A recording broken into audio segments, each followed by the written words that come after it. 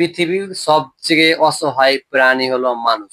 চলো, পৃথিবীতে মানুষের মতো এত অসহায় কোনো প্রাণী নেই।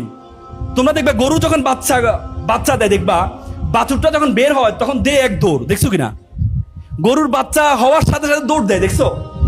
হ্যাঁ, কিন্তু মানুষ 2 বছর পর্যন্ত অন্যের উপর নির্ভর করে থাকতে হয়। 2 বছর পর্যন্ত তোমাকে মা খাবার না দিলে খেতে পারবা না।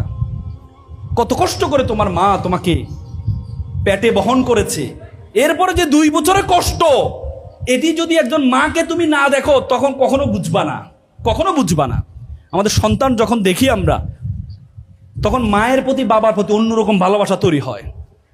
মেডিকেল সায়েন্স বলে একটা মানুষ সর্বোচ্চ ব্যথা সহ্য করতে পারতে 45 ইউনিট।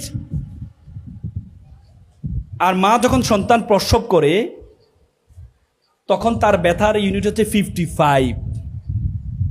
বলা যায় 30টি হাড় একসাথে ভাঙলে যেমন ব্যথা পায় তার চেয়ে বেশি ব্যথা পায় মা।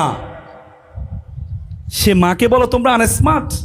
কিছুদিন আগে বৃদ্ধাশ্রমে গিয়েছিলাম, সেই বৃদ্ধাশ্রমে দেয়ালে লেখা আছে, বাবা এবার ঈদে তোর বাড়িতে আমাকে একটু নিবি,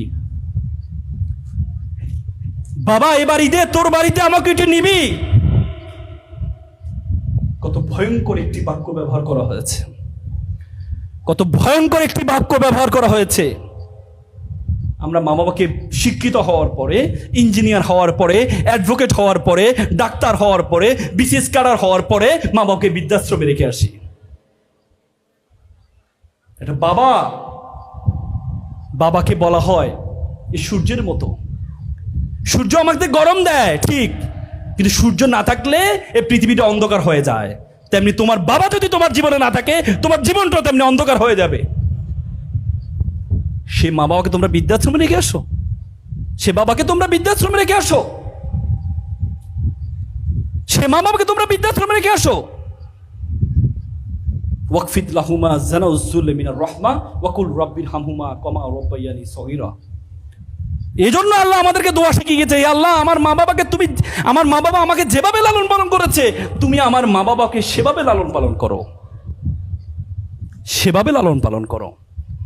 এই যে তোমরা এখানে যারা আছো, ফ্যামিলি, FAMILY, ফ্যামিলি।